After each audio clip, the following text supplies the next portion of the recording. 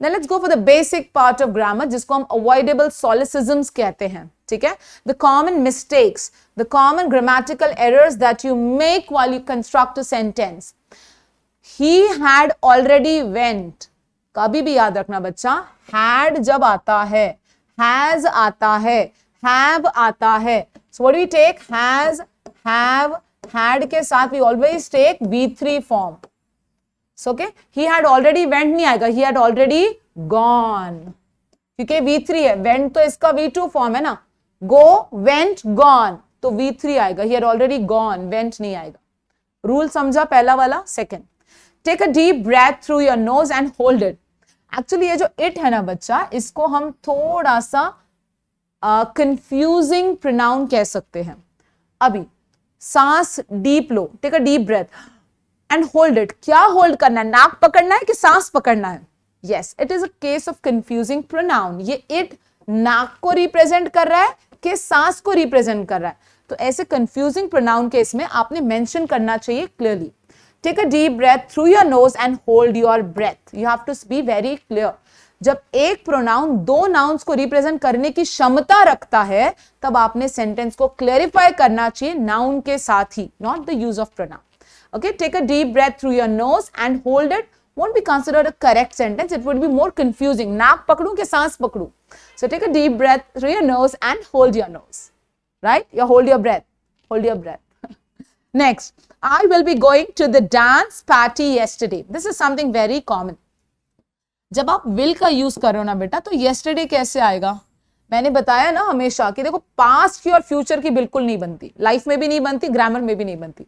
तो जिस सेंटेंस में फ्यूचर टेंस आता है वहां पे पास्ट टेंस नहीं आ सकता. So I will be going to the dance party tomorrow. Clear? चलिए next. Okay, let's get ready with avoidable solecisms, the most common grammatical errors that people make. ठीक है, चलिए सबसे पहला है students, he starts work every day and another is everyday डे. ठीक है, अभी देखो बच्चा, एवरी डे जब आप बोलते हो, जब when it is written as a single word, it is acting as an adjective, और इसका मतलब होता है something which is very common, something which is very common. Next, जब आप दोनों वर्ड्स के बीच में गैप लेते हो, it is acting as an adverbial phrase and it means each day.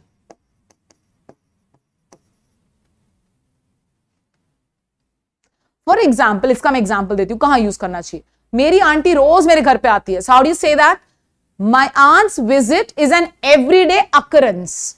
My aunt's visit is an everyday occurrence. यहां बराबर है, कॉमन है, रोज आती है. ठीक है, something which is very common, something which is very normal. यहां पे कोई स्पेसिफिक है, ईच डे अगर आपको बोलना तो वहां जाएगा. ठीक है, next, less than 10 people showed up. Okay, less और फ्यू का फर्क आपको बता दे. लेस का मतलब भी कम है, फ्यू का मतलब भी कम है, लेकिन जब आप काउंटेबल यूज कर रहे हो, जब आप नंबर यूज कर रहे हो, तो वहां आता है फ्यू. जहां पे नंबर नहीं है, अनकाउंटेबल है, तो आएगा less. Clear? You have to say give me few apples. Correct. Give me less water. Correct. Clear? Next, this house is better than. ये देन और ये देन में फर्क है. ठीक है, then is तब, than is used for comparison. Okay, तब, for example, I went there, then she came. मैं गई तब फिर वो आई, तो then, than for comparison. then और than के डिफरेंस को याद रखें. ठीक है, let's go for avoidable solecisms. Okay, now when you talk about avoidable solecism, these are the simple grammatical errors which needs to be avoided, which should be avoided to form a grammatically and contextually correct sentence. Can you give me an information? Information is considered to be uncountable noun. Non-count nouns में इसको शुमार किया जाता है, and it will have no plural and it cannot be used with an article. Right? So you have to say, can you give me some information? Information के आगे a और an नहीं आता है. The information आ सकता है, but the correct usage will be some information. Same applies to advice. Same applies to advice also. Huh? Remember the word. She said me that she was coming. Generally said और told में क्या फर्क है? जब आप one to one किसी को address कर रहे हो, so you always say the word told. जब आप generally listener specified नहीं है, तो said. You speak English good. You speak good English. Now listen, good is an adjective. अभी ये आपके स्पीकिंग के बारे में बोल रहा है, तो स्पीकिंग इज अ वर्ब. कभी भी याद रखना, adjective is never used to qualify a verb. Adjective is never used to qualify a verb. So what do you say? You speak English well. Well is an adverb. Adverbs are generally used to qualify verbs. Adverbs are generally used to qualify verbs. So don't say that you speak good English. अगर आपने good English बोला तो आप good को English के लिए ले रहे हो. That is the adjective for the word, for the noun English specifically. But you're talking about speaking skills and you say, oh, she speaks well. You never say she speaks good. Okay, because speaking एक verb है और verb को हमेशा qualify adverb ने किया है. Adjective कभी qualify नहीं करता है verb को. ठीक है? Let's go for the avoidable solecisms.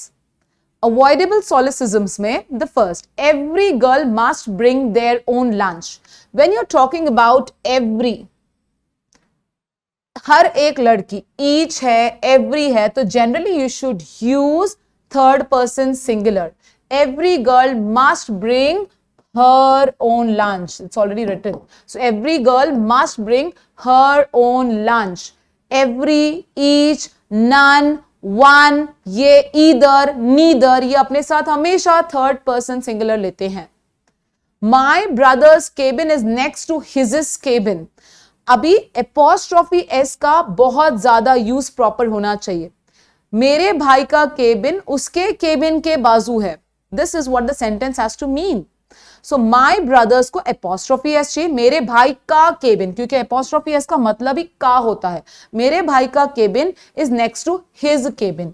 Why his cabin? Because I told you, pronoun को apostrophe नहीं लगती. You never write an apostrophe with a pronoun. So his को apostrophe नहीं आएगी. Last, the dad found the boy happy and he was happy. Dad को अपना बच्चा मिल गया और dad खुश हुआ, है ना? Sentence has to mean this. But अगर आप sentence को ध्यान से देखो, the dad found the boy and he was happy. अभी ये he किसके लिए है? लड़के के लिए या उसके dad के लिए है? So we aren't clear. Okay, so this is a case of a confused antecedent. हम क्या करते हैं? The dad was happy when he found the boy. Now this gives you the correct meaning कि बेटा खुश था कि डैडी खुश था, वो नहीं समझ रहा था. So now with the correct framing of the sentence, you can convey what exactly you mean to say to the listener. Clear? Avoidable solecisms. I have a news for you. Students, always remember when it comes to news, news is an uncountable noun. उसके साथ a and नहीं लगता है. So I have news for you. The भी लगाता है लेकिन बहुत rarely. I have a news for you. I have news for you. News is uncountable noun. उसके साथ a and नहीं लगता है. The भी लगता है लेकिन बहुत rarely. Next. Ramesh goes to the school daily. जो काम आप डेली करते हो जनरली उसके साथ आर्टिकल्स नहीं लगाए जाते हैं. Ramesh goes to school daily. For example, if I am saying this sentence, I am going to the hospital, इसका मतलब मैं वहां की या तो पेशेंट हूं या मैं वहां की विजिटर हूं. मैं एक ही बार जा रही हूं, रोज नहीं. बट अगर मैं वहां की डॉक्टर हूं तो मुझे बोलना पड़ेगा I am going to hospital. यानी सिर्फ द अगर लग गया तो मीनिंग बदल जाता है. I am going to the hospital means I am going for a visit. But if I say I am going to hospital, it means I am working there in the hospital. Clear? सिर्फ एक article बताता है कि are you a part and parcel of the daily routine, मतलब that place, is it a part and parcel of that your daily routine. Clear? He sent a word that he would come soon. No, you don't say he sent a word. He sent word. He sent a word नहीं बोलते हैं. उसने कहा है कि वो आ रहा है, तो उसने कहा है कि वो आ रहा है, तो he sent word that he will be coming soon. Clear?